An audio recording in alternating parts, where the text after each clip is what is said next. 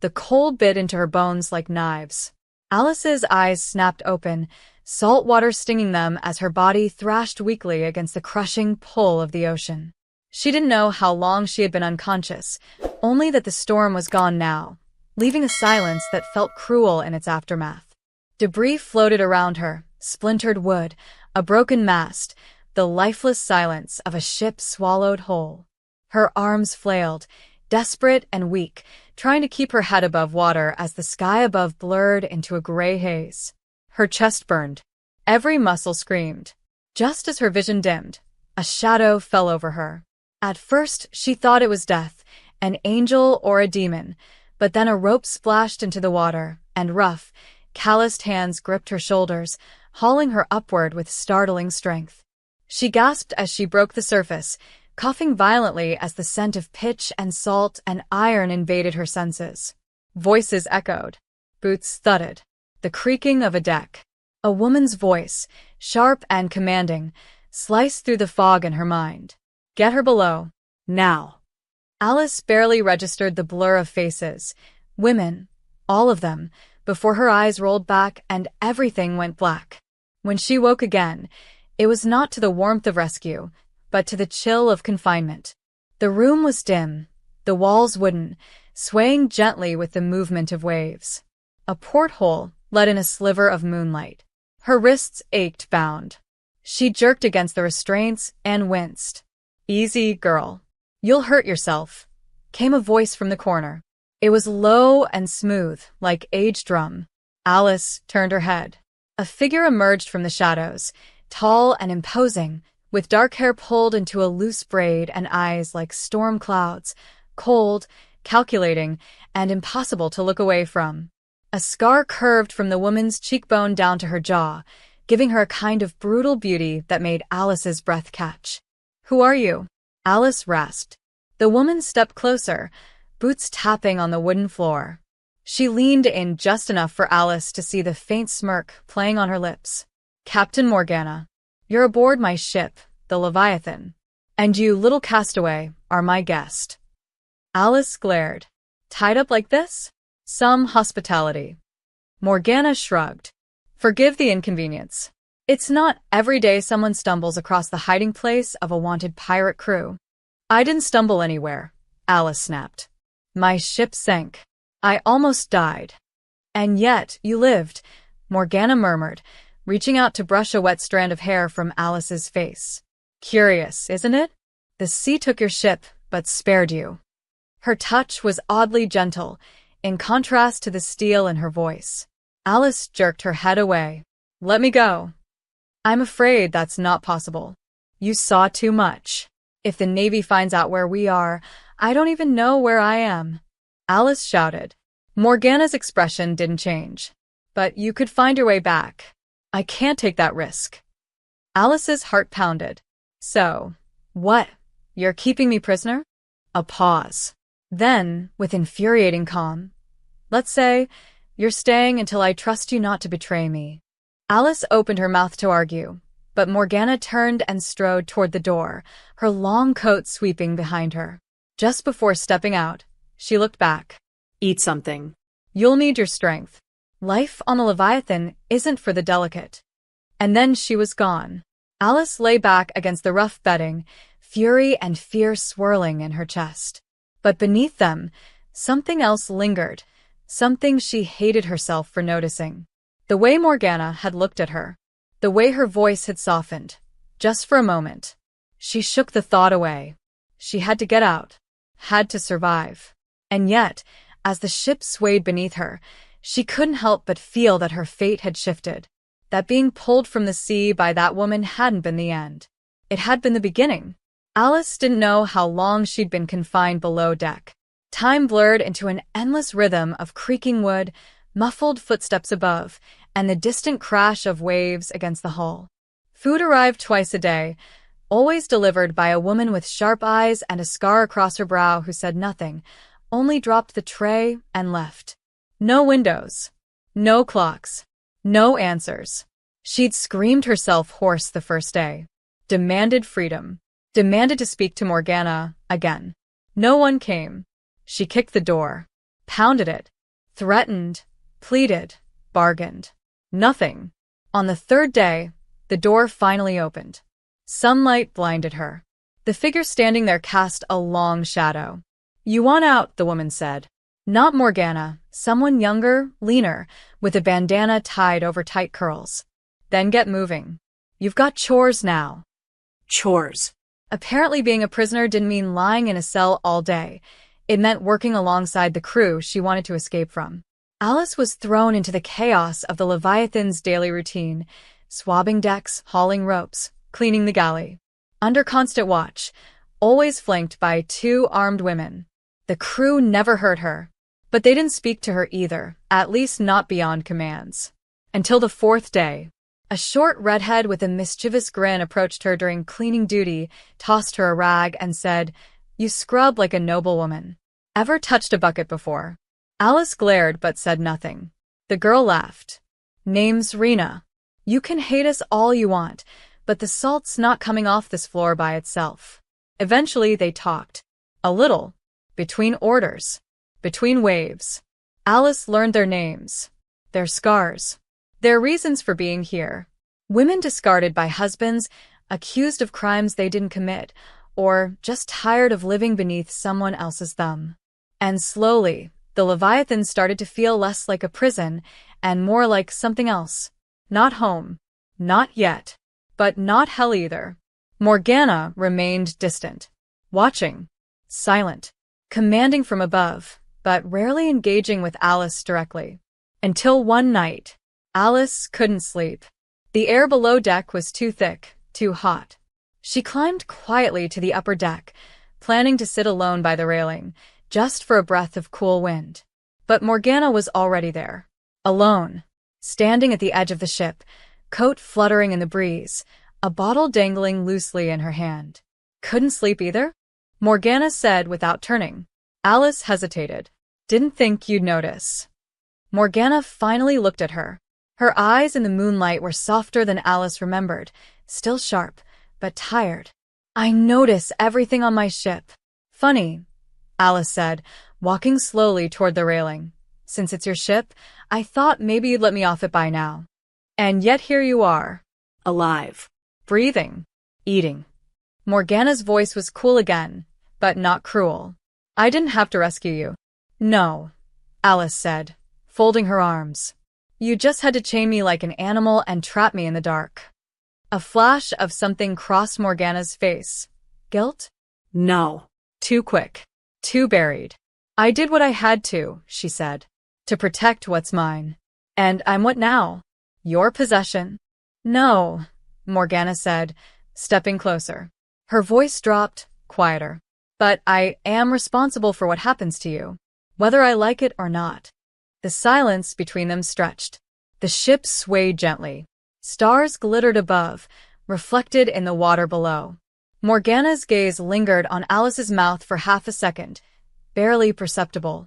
But Alice noticed. Heat flared in her chest, unwanted, unwelcome.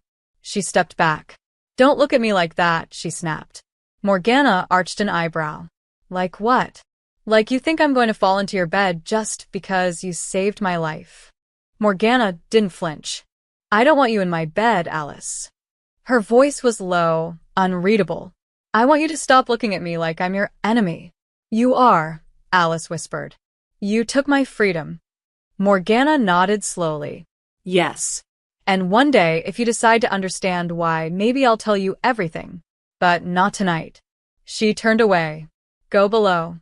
Storm's coming." Alice hesitated. The wind had picked up, cold and fast. She could smell it. Salt and danger. But it wasn't the storm she feared. It was how easily her heart had jumped when Morgana stepped closer.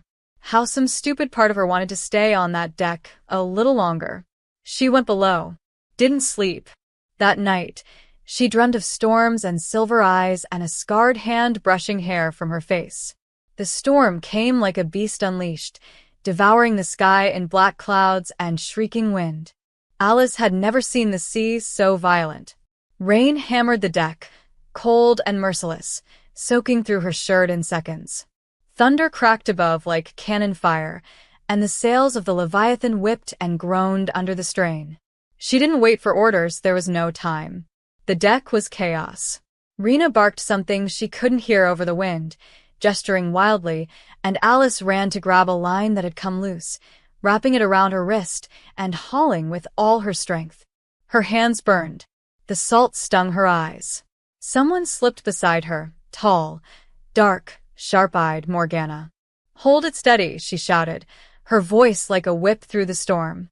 Alice didn't answer. She was too busy trying not to be thrown overboard.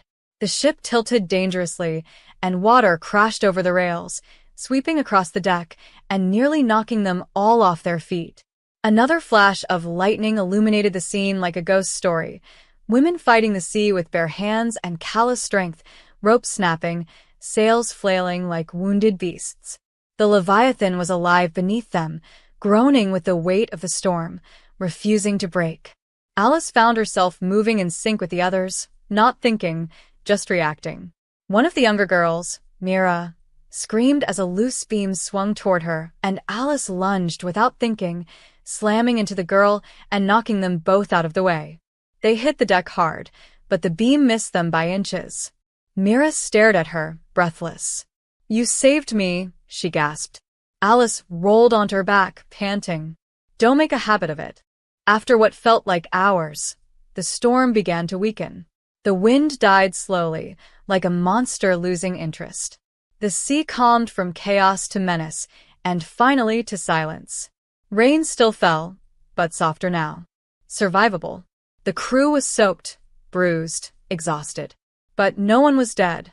Alice stood at the edge of the deck, gripping the railing, her hair plastered to her face, clothes clinging to her skin. She watched the last of the storm vanish into the horizon. And then she heard it, scattered claps behind her. Applause. Rena was grinning. Didn't think the little stowaway had it in her. Another woman laughed.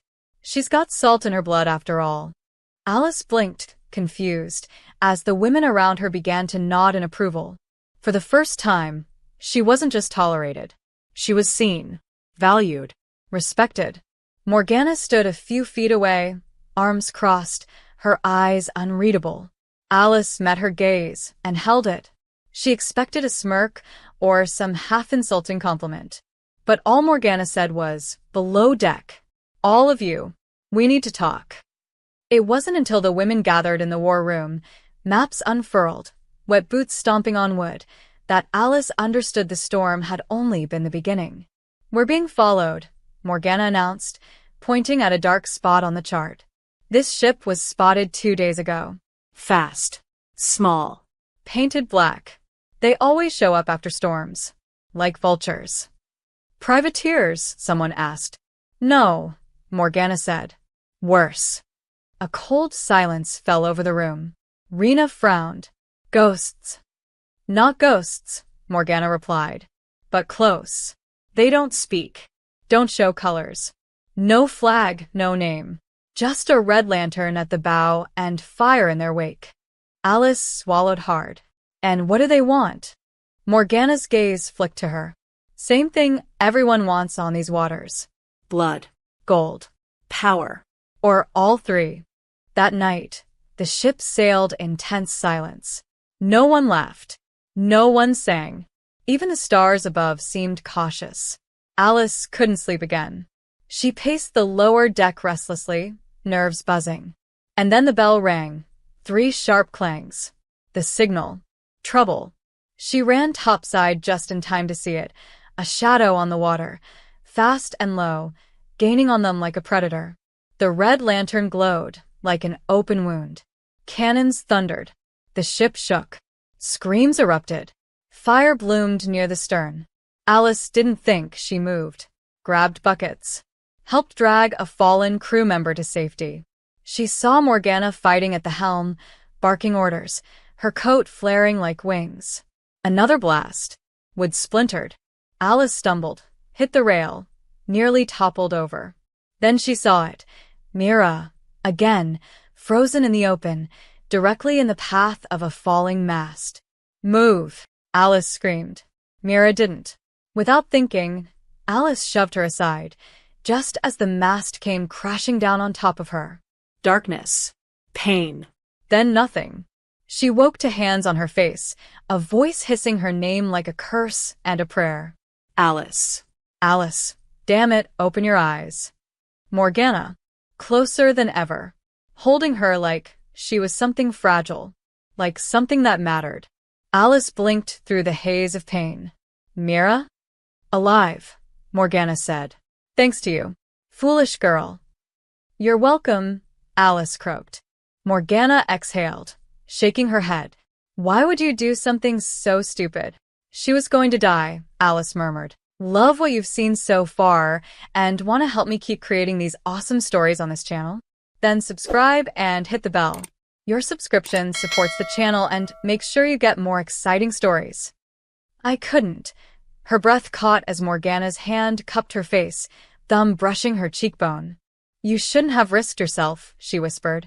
You don't belong to this ship. Alice flinched. No. I don't. Morgana's jaw tightened. She looked like she wanted to say more, something raw and unguarded, but she stood instead. You'll be fine. Rest. I'll speak to you in the morning. And she left. Alice lay in silence, heart pounding. She didn't know what hurt more, the bruises or the way Morgana had looked at her like she was breaking apart. The wound on Alice's shoulder ached with every breath. It wasn't deep, but it had left her weak, bandaged, and cursing every step that forced her back below deck. She hated being still, hated the way her body trembled with the remnants of adrenaline, with the scent of fire still lingering in her hair. She should have died. Again. And once more. It was Morgana who held her together, who forced her back to life with whispered curses and hands that were too gentle for someone who commanded with steel. The days after the attack passed in a blur of recovery. The strange black ship had vanished as quickly as it had come, but its damage lingered, splintered wood, scorched sails, and a crew walking on edge. No one spoke about it openly, but Alice heard the whispers. The Devil Lantern. The Sea's Ghost. A ship that only hunts women. Rena had tried to shrug it off with a laugh, but her eyes betrayed the truth. Whatever that ship was, it had marked them, and it would be back. Alice moved slowly, her arm in a sling, but she refused to stay in her cot. She worked, quietly, Watched. listened. The crew had shifted toward her. Not exactly friendly, but not cold either. There were nods now, half smiles, even jokes. When she passed Mira on the stairs, the girl touched her hand gently and whispered, "Thank you." Alice didn't know how to answer. She wasn't a hero. She was a prisoner who'd made a stupid decision. But no one treated her like a prisoner anymore. That was the strangest part. Morgana hadn't spoken to her since that night. Not directly. But Alice could feel her eyes across the deck, sharp and watchful. Measuring. Waiting. One evening, after the worst of the damage had been repaired, Morgana called a meeting. Not in the war room, but on the open deck, beneath a sky bruised with twilight. The crew gathered in a half-circle. Alice lingered at the edge, unsure if she belonged, but no one stopped her. Morgana stood at the center, arms crossed, her coat fluttering in the breeze. "We're heading east," she said simply. A murmur rose. Someone cursed. Someone else spat on the deck. East. Rena said, stepping forward. "Through the veil?" "Yes," Morgana said. "The Devil Lantern came from that direction. If we want to know who they are, what they want, that's where we'll find answers." Another woman, a tall blonde named Sabine, shook her head. "No ship sails through the veil and comes back." Morgana's eyes narrowed. "We're not most ships." The tension thickened. Alice stepped forward without thinking. "What's the veil?" Dozens of eyes turned to her. Morgana hesitated, then spoke, not to Alice, but to everyone. "It's a stretch of ocean shrouded in mist year-round. No maps. No stars. Compass needles spin useless. Ships vanish. Some say there's an island there. Others say it's cursed. Either way, it's where the Devil Lantern came from." A heavy silence fell. Then Rena stepped forward. "If you're going, I'm going." Sabine followed. "So am I." One by one, the crew nodded. Loyalty, without question. Alice watched, stunned. These women would follow Morgana into hell. She didn't understand it. Not fully. But something twisted in her chest when she looked at Morgana's face, steeled, determined, but haunted too. That night, Alice found herself climbing to the upper deck again. The stars were hidden behind a veil of clouds, and the wind had turned colder. Morgana stood alone at the bow. Alice approached slowly. "You're insane," she said softly. Morgana didn't turn.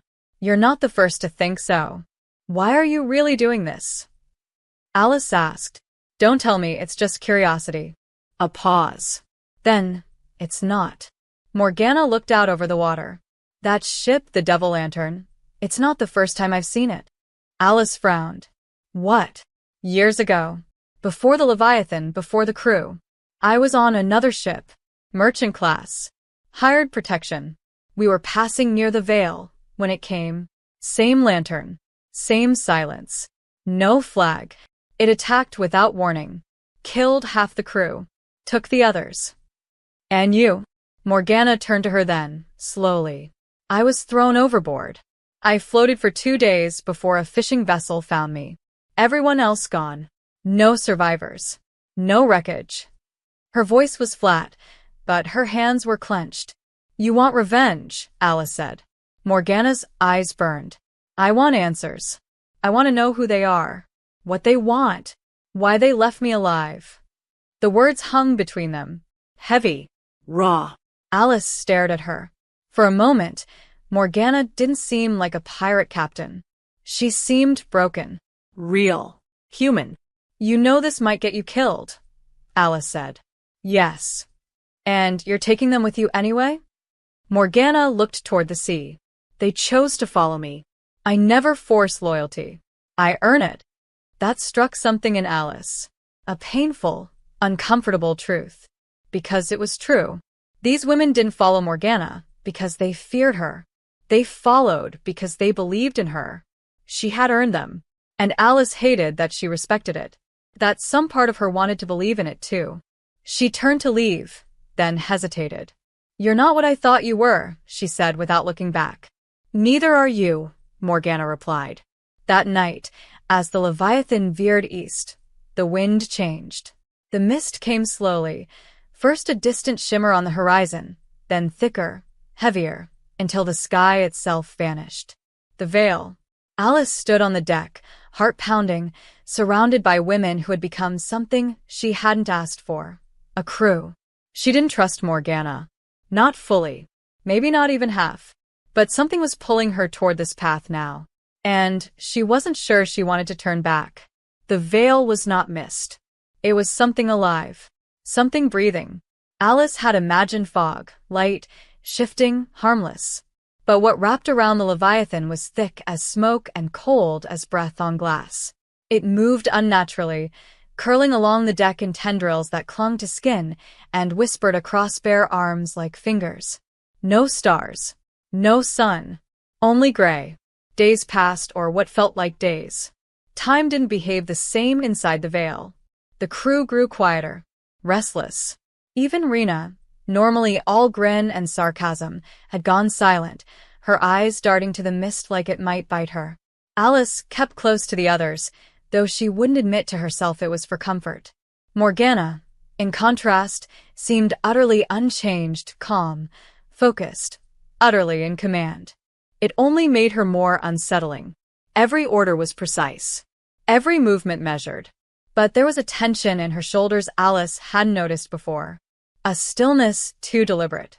She was holding something in. Something big. And Alice could feel it pulsing between them, like the pull of a tide. On what must have been the 5th day, Sabine called down from the crow's nest. Land. The fog parted just enough to reveal it. An island, jagged and dark, rising from the sea like a broken tooth. Trees clustered around its edges, bent by wind and time.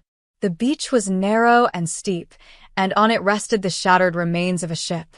Not the Leviathan. Not any known vessel. Something old. Burned through. Morgana's jaw tightened. Anchor. We go ashore. The crew prepared quickly, silence their only companion. Alice watched them move like clockwork. Fear sharpened their edges, but their loyalty held them steady. Morgana approached Alice just before the landing boat was lowered. "You're coming." It wasn't a question. Alice bristled. Why? "So I don't see too much again." Morgana's eyes met hers. "Because I trust your instincts. Even if you don't." Alice wanted to argue. Wanted to say, "I don't trust you in return." But the words didn't come. She climbed into the boat. The island was worse up close. The air was thick with rot and salt. Bones littered the beach, fish, birds, and other things not so easily named. The wrecked ship bore no name, but Morgana studied its hull with a stare so intense it felt like pain. "You know this ship," Alice said quietly. Morgana didn't answer. Instead, she moved toward a part of the deck that had collapsed inward. "Help me," she ordered. Together, they cleared away the burned wood. Beneath it, hidden by time and ash, was a rusted iron lockbox. Morgana dropped to her knees and pried it open. Inside was a collection of letters, soaked, crumbling, but still legible in parts, and a single necklace, a coin on a leather string, etched with a serpent wrapped around a rose. Morgana's fingers trembled as she lifted it. Alice had never seen her tremble before. "Who did this belong to?" she asked. Morgana stood. Her face was carved in stone. "My sister." The word hit Alice like a wave. "You never said you had." "Because she's dead." Morgana's voice cracked, just slightly. This was her ship. She captained it. She brought me with her when no one else would. She taught me everything. And then she took this route, through the veil. They found her. The devil lantern found her. Alice's breath caught. "So this is revenge." "No," Morgana said bitterly. "It's guilt. I told her not to come. I begged." She laughed. "Said I was too cautious. I watched her sail into the mist and never come back. And then I saw the ship again years later. Just like hers. But different. Hollowed out. Red-eyed. And I knew. Something out here takes us. Twists us. Kills us. Or worse." Alice looked at the necklace in Morgana's hand, now curled into a tight fist. "So you came to bury her?" "No," Morgana whispered. "I came to find out if there's anything left of her at all." The mist thickened suddenly, curling along the edges of the trees like it had been listening. Sabine shouted from the beach. "Captain, something's moving in the trees." Weapons were drawn. The crew circled up, tense, silent. A shape emerged, slow, unsteady. It was a woman, barefoot, clothes in tatters. Her hair matted. She walked like something half-drowned. Alice stepped forward instinctively. "She's alive." Morgana's arm shot out, stopping her. No. "Look closer." And then Alice saw it. The woman's eyes glowed faintly red. Her smile was too wide, too wrong. And behind her, more figures emerged. All women. All glowing. All smiling. Morgana's voice dropped to a growl. "Run." The beach exploded into chaos. Screams. Movement. Alice ran with the others, ducking through branches and roots, stumbling over rocks as the possessed women chased them without sound. No battle cries, no threats, just the soft scrape of bare feet on sand. They reached the boats. Rena pushed Alice in first, cutting the rope loose as another glowing woman reached for the edge. Morgana slashed her blade across the creature's arm. It didn't bleed. It hissed. Then it smiled wider. They shoved off. The row back was frantic, hands blistered from speed, hearts pounding. Only when they reached the Leviathan did anyone breathe again. Morgana collapsed to her knees as they pulled her aboard, the necklace still clutched tight in her fist. Alice stared at her, at the pain that no longer hid behind armor. She should have walked away. She should have gone below deck, locked herself in, and pretended none of it mattered. But instead, she knelt beside Morgana and placed a hand on her arm. "She died fighting," Alice said softly. "You honored her by coming back." Morgana didn't speak. But she didn't pull away either. That night, The fog thickened once more. The Leviathan drifted quietly through haunted waters. And in the darkness, Alice lay awake, wondering when the moment had come that she stopped dreaming of escape and started wanting answers. 2. The fog didn't lift. Even after the Leviathan fled the island, even after the red-eyed women faded into the trees and the island itself vanished behind a wall of mist, the fog clung to the ship like a curse. It had weight. Taste. It seeped into fabric and lungs and dreams. The crew tried to return to routine, but something had shifted. Conversations were quieter. Eyes darted to shadows. Rena stopped joking. Mira woke screaming from nightmares. And one by one, small cracks began to form in the hull of their unity. On the third night, a fight broke out. Sabine accused another sailor of whispering in her ear while she slept. The woman denied it, swore she hadn't even been in the same room. Morgana broke the fight up with a snarl, dragging both of them apart with terrifying strength. But Alice saw the worry behind her fury. This wasn't ordinary fear. This was something else. Something creeping. Alice felt it too. Her dreams were no longer her own. She saw the island, the women, the glowing eyes. But worse, she saw Morgana drowning, calling out to her, and Alice frozen on the shore, unable to move. She awoke each time breathless, skin damp, heart racing. The ship felt tighter. Smaller. As if the veil hadn't stayed behind at all but had come with them. Morgana spent most of her time in the war room now, charting obsessively, staring at maps as if they held some hidden escape. Alice stayed away at first. She had every reason to keep her distance. But by the 6th night, after too many sleepless hours, she climbed the steps and pushed the door open without knocking. Morgana sat hunched over the table, candlelight painting sharp shadows on her face. Her coat was off. Her sleeves rolled. She looked tired. Raw. Human. "You're not sleeping," Alice said quietly. Morgana didn't look up. "Neither are you." "We brought something back with us," Alice said. "Didn't we?" Morgana sighed. "I don't know." "That's not like you," Alice said, stepping inside. "Not knowing." "Then get used to it," Morgana snapped. "The veil doesn't follow rules. It doesn't answer questions. It just takes." She closed her eyes briefly. "And I don't know what it took from us. Not yet." The room fell silent. The candle flickered between them. Alice leaned against the wall, watching her. The crew's scared. They should be. "You're scared too." Morgana looked up sharply. "I don't get scared." "You do," Alice said softly. "You just hide it better." Morgana stood suddenly, pushing back from the table, pacing to the edge of the room. "I can't afford to fall apart. Not when they're looking to me. Not when I brought them into this." "You didn't drag them into anything," Alice said. "They followed you." Morgana turned to her. "You didn't." The words hit harder than they should have. Alice straightened. "No." "I didn't." "Then why are you still here?" Morgana's voice was low, cutting. "You've had chances to jump ship. To run.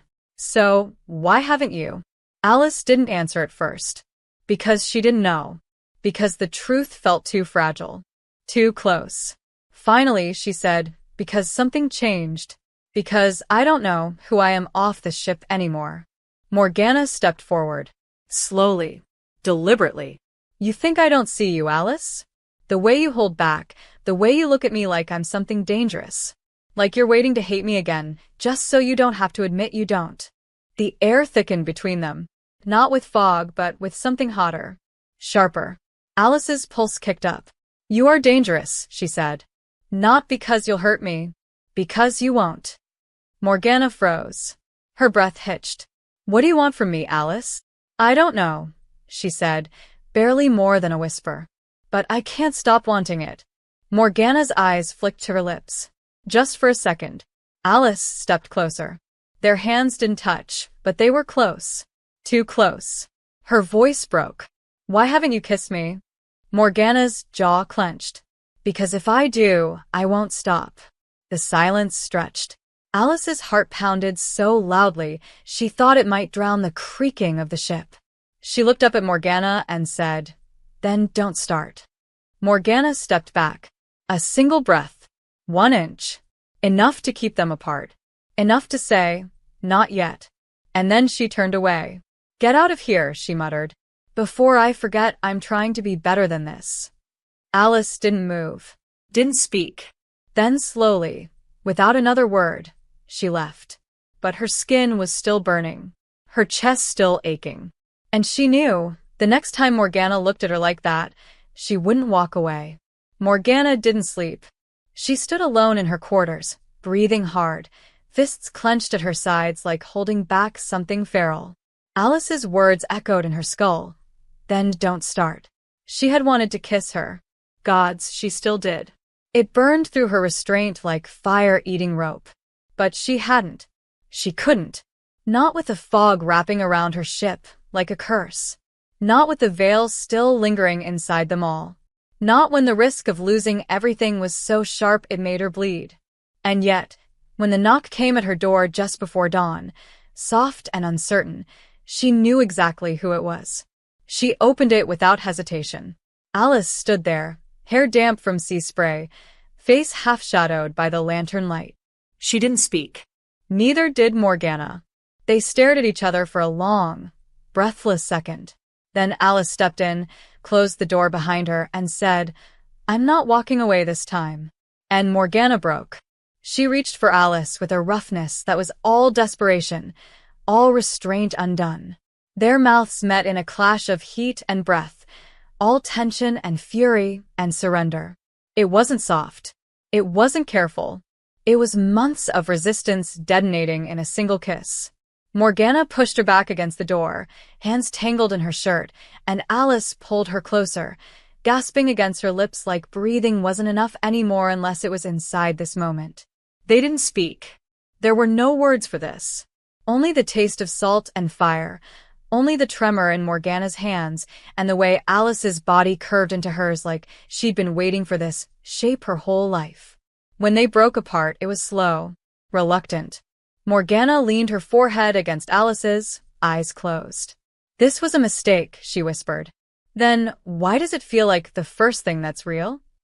Alice breathed. Morgana opened her eyes. Because it is. The knock at the door shattered the silence. Urgent. Rena's voice came muffled through the wood. Captain. Trouble. Morgana didn't answer. Alice pulled away first, chest rising and falling, fingers brushing her lips like she didn't trust what just happened. Later, she said. Morgana nodded. Later. On deck, chaos had returned.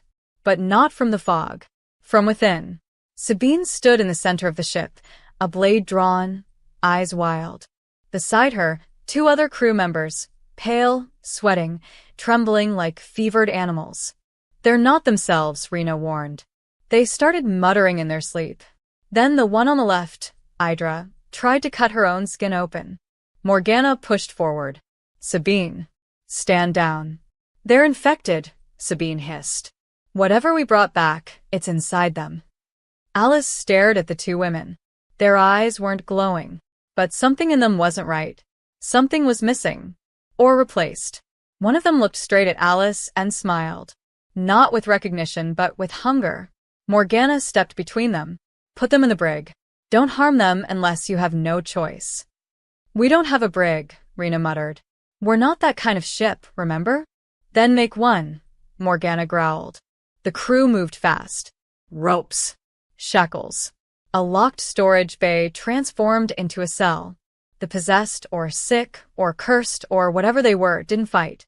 They just watched, smiled, whispered to each other in a language no one understood. That night, no one slept. Morgana stood at the helm, eyes on the water. Alice joined her in silence. After a long pause, she said, You think it's the island? I think it's her, Morgana said, voice hoarse. My sister. Or what's left of her. Alice's throat tightened. You think she's still alive? No, Morgana said. I think she's become something else. Something that wants us to follow her back into the fog. The wind shifted. Cold. Wrong. Alice's skin prickled. We have to get out of the veil. We can't, Morgana said. Not yet. The fogs closed in behind us. So we're trapped. Not forever. Morgana looked at her then. There's a way out. I just haven't found it yet. Alice studied her in the dark. When you kissed me, she said, voice quiet, it didn't feel like someone who wanted to get out alone. Morgana's face was unreadable. I'm not leaving without you. The words hit like a tide. Fierce. Final. Alice stepped closer. Then don't shut me out again. Morgana hesitated. I don't know how to let someone stay. Try, Alice said. Morgana didn't answer. But she didn't look away either. And that, for now, was enough. Just before dawn, the fog broke. Not completely, but enough. A sliver of open sea beyond the mist. A glimpse of stars above. Hope. The crew erupted in cautious relief. But Alice couldn't shake the feeling that the worst hadn't passed. It was only just beginning. The sky above the Leviathan split open like a wound. For the first time in what felt like eternity, light poured through the mist, a weak, pale sun bleeding across the waves. The fog didn't vanish, but it loosened, thinned, parted in ribbons instead of walls. A cheer went up from the crew, hoarse and disbelieving. Alice gripped the railing, breath caught in her throat. Freedom. It looked close enough to taste. Morgana stood still at the helm, her eyes narrowed, jaw tight. She didn't cheer. She didn't smile. It's not natural, she said. Fog doesn't move like that on its own. Alice looked at her. Then what's doing it? Morgana pointed across the water. In the distance, a shape emerged, long, low, and unmoving. An island, small and sharp-edged, more like a black stone rising from the sea than land. No trees. No sand. Just jagged rock and, at its center, a massive stone archway. Carved into it, barely visible from this distance, a symbol, a serpent devouring its own tail. Morgana's face went pale. She's calling us. Alice's heart sank. Your sister? Morgana didn't answer. Instead, she turned to the crew. Prepare the longboat. Only 4 of us go ashore. That's madness, Rena said. We just got a glimpse of freedom, and now we're rowing toward the monster again? We don't leave this place unless we go through that arch, Morgana said flatly. It's a door. A lock. A toll gate. She's giving us a choice. Alice stepped forward. Then I'm going with you. Morgana didn't argue. She just nodded. Rena and Sabine joined as well, their loyalty outweighing fear. The rowboat cut through the water like a whisper. Silence wrapped around them. The sea was too still. No birds. No breeze. Just the looming presence of the island and the arch at its heart. When they landed, the air changed, heavy, humming, thick with tension. The arch pulsed faintly. Alive. A whisper curled in the back of Alice's mind.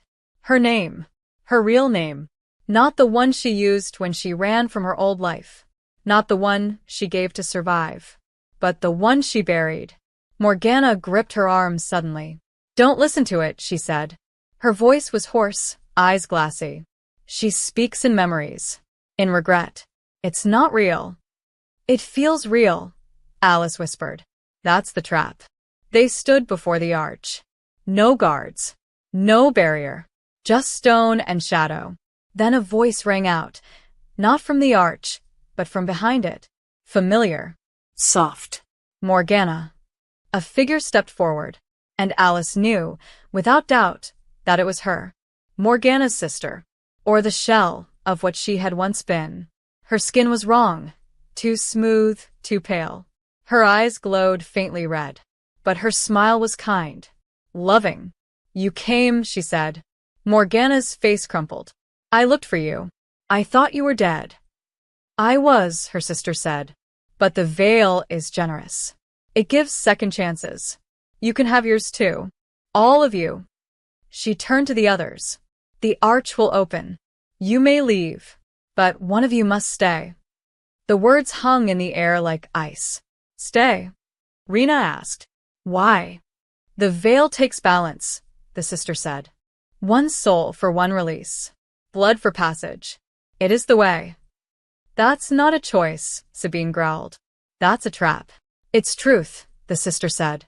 Then she turned to Morgana. You know this. You were marked the moment you survived. That's why you brought them back. To give the veil what it's owed. Morgana shook her head. No. I came to end this. Then make your choice, the sister said gently. Or you all stay. The world spun. The arch loomed. Morgana stepped forward, fists clenched. I'll stay. No, Alice said immediately. Don't you dare. This is my burden, Morgana said. My sister. My debt. It ends with me. We need you, Alice said. I need you. Morgana's eyes met hers. And I'd rather lose myself than lose you. Then it's not love, Alice snapped, voice trembling. Because real love doesn't abandon. It fights. So don't you dare trade yourself like you're nothing. Silence fell. Morgana's expression cracked. I thought you hated me. I did, Alice whispered. But now I don't know what I'd become without you. Morgana stepped back. Torn. The sister watched with something like amusement, head tilted. Choose, she said again. Rena stepped forward suddenly. I'll do it. No, Sabine said. If anyone, stop, Alice said. Her voice cut through the noise. She turned to Morgana. There's another way. There isn't, Morgana said. That's what the veil wants us to believe, Alice replied. That we have to play by its rules.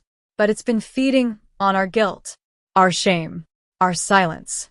What if that's the key? She stepped toward the arch. What if we stop hiding from who we were? What we lost? Morgana's voice trembled. Alice, don't. But Alice kept walking. Her voice rang out. My name is Elira. I ran from it. From everything I was. I let people die to save myself. I told myself survival was enough. But it wasn't. Not until I met her. The arch began to pulse faster. I'm not giving myself to you, Alice said to the veil. I'm reclaiming what you thought you stole. My name. My voice. My will. The air cracked. Lightning flashed. The arch split down the center. And then, silence. A path opened through it. Beyond, clear sea. Blue sky. The veil was breaking. Morgana stared at her, stunned. Then her expression softened, full of awe, of something close to reverence. Elira, she whispered. You remembered. Alice turned, heart pounding. I remembered everything. And without thinking, she took Morgana's hand. Let's go home. The sky stretched open like a promise. Blue, endless, impossible. The fog was gone. The veil had finally released them, but the sea felt different now, quieter, as if holding its breath. The Leviathan sailed steadily into open waters, sails full and taut, crew quiet, dazed, unsure how to return to normal after what they'd seen. No one spoke of the arch, of the sister, who wasn't a sister anymore, of the voice that had whispered names no one else knew. They simply moved, task by task, as if clinging to routine would steady their thoughts. Alice, Elira, stood at the bow, wind in her hair, heart still tangled in everything she'd felt on that island. Morgana hadn't spoken much since they returned to the ship.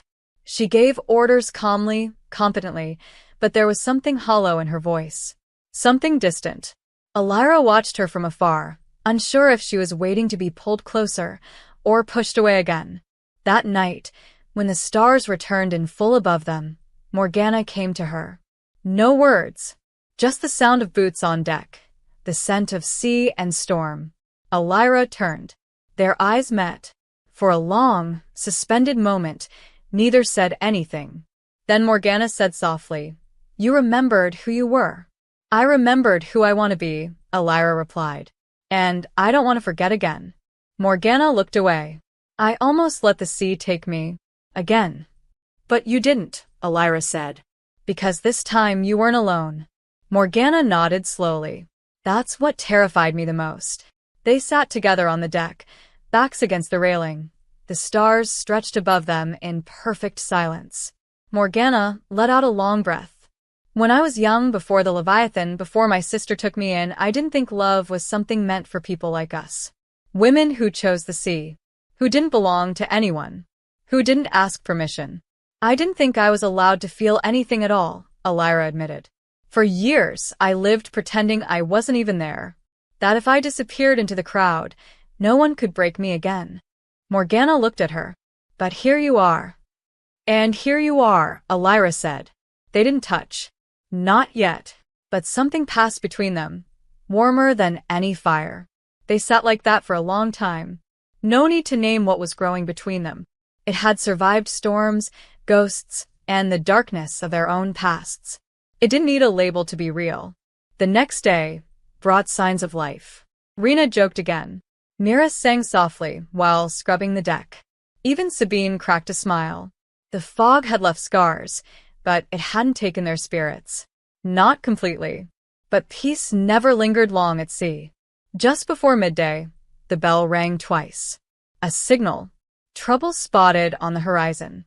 Elira and Morgana reached the crow's nest just in time to see it. The devil lantern, trailing smoke, limping, but not dead. It had followed them, or waited for them to come back. Morgana's jaw clenched. She's not finished with us. What does she want now? Elira asked. To remind us that freedom always has a cost, Morgana said, and that nothing that powerful dies easily. The crew armed themselves, not with panic, but with grim purpose. This time, they were ready. Morgana stood before them, tall and steady. We survived the veil. We faced what was waiting inside us. This ship didn't carry us through that because it's lucky. It carried us because we chose not to break, not to bow. And we're going to choose that again. The women cheered, not wild, but fierce. Elira stood at Morgana's side. You're not alone, she said. Morgana looked at her, and for the first time, there was no wall behind her eyes. Only trust. The devil lantern drew closer, its hull scorched, its sails torn, but its red lantern still burning. The sea held its breath once more. The final storm was coming, and this time, they would face it together. The sea held its breath. The devil lantern approached like a ghost that refused to rest, sails torn but still catching wind, the red lantern at its bow pulsing like a dying heart. Smoke curled from its hull, but the ship moved with purpose, deliberate, unnatural, as if drawn not by sails, but by something older, darker. On the deck of the Leviathan, Morgana stood at the helm, one hand gripping the wheel, the other resting near her sword. Elira stood beside her, her expression unreadable, but her presence steady. Around them, the crew moved with quiet determination. There was no panic, no screams. They had already faced their nightmares and walked through the worst sea imaginable. This was just the final wave. What's the plan? Elira asked, her voice calm. Morgana's eyes remained on the horizon. We don't outrun it.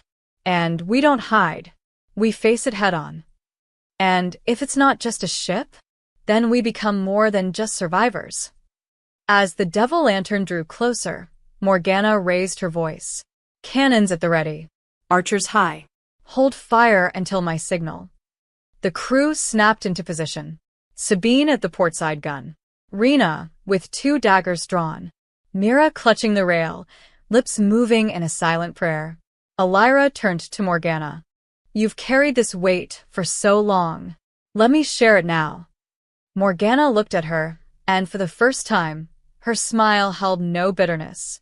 Only gratitude. You already have. The enemy ship was close now, so close that the creak of its wood echoed across the waves. And then silence. The devil lantern stopped. No anchor dropped. No voices called out. Just the red glow burning through the mist. And then, without warning, something moved. Figures stepped onto its deck. Women, dozens of them, their faces blank, their eyes glowing faintly. Elira's breath caught. She recognized some of them. Not personally, but in the way you recognize grief. The lost. The taken.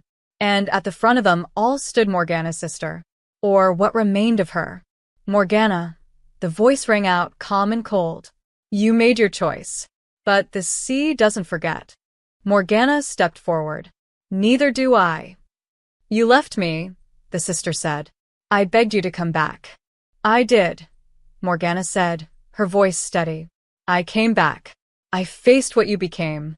And I chose to live. The sister tilted her head. Then die with them. A howl rose, unnatural and piercing, and the possessed surged forward. Ropes launched across the space between ships. Grappling hooks bit into wood. The battle began. The Leviathan erupted into motion, steel clashing, orders shouted, bodies colliding. Elira fought beside Morgana, blade flashing in the storm of movement. But they weren't just fighting creatures. They were fighting memories, illusions, the weight of what could have been. One by one, the crew held their ground. Rena fought with fire in her veins. Sabine blocked every strike thrown her way. Mira pulled wounded back to safety. Morgana was a storm in human form, moving through the chaos with precision and fury. And Elira, she was no longer running. She met the darkness with eyes wide open. She moved with purpose, cutting through shadow not just with steel but with voice. You are not forgotten, she whispered to each woman she faced. But you are not mine to carry anymore. One by one, the enemy faltered, faded, like mist burning off under the morning sun. And then, Morgana's sister stood before them. No weapon, no threat, just eyes filled with sorrow. You could have saved me. Morgana lowered her sword. No, she said softly, but I can save them. She reached out, not with anger, not with force, but with love. Her sister took a step forward and smiled. Just once. A real smile. Then the wind shifted. The red lantern dimmed. The enemy ship began to sink, not with fire or explosion, but with peace, with surrender, with release. The sea took it gently, and the mist followed. And when the silence returned, it was true. Clean. Final. The crew stood battered, bruised, but alive. Morgana turned to Elira, blood on her brow, tears in her eyes. It's over. Elira stepped into her arms. It's just beginning. That night, the stars returned in full, glittering across the sky so clear it felt like a blessing. The crew gathered on deck, not to mourn, but to breathe, to remember who they were, to choose what they'd become. Morgana and Elira stood side by side at the helm, the sea stretching wide before them. Where to now, Captain? Elira asked. Morgana smiled, soft and real. Anywhere we want. Even home. Especially home. Wherever that may be. Elira reached for her hand. Then let's find it. And together, they sailed into the dawn, not as prisoner and captor, not as captain and stowaway, but as something stronger. As women who had claimed their place on the sea and in each other's hearts. The storm was over. The tide had turned. And love, finally, had its horizon.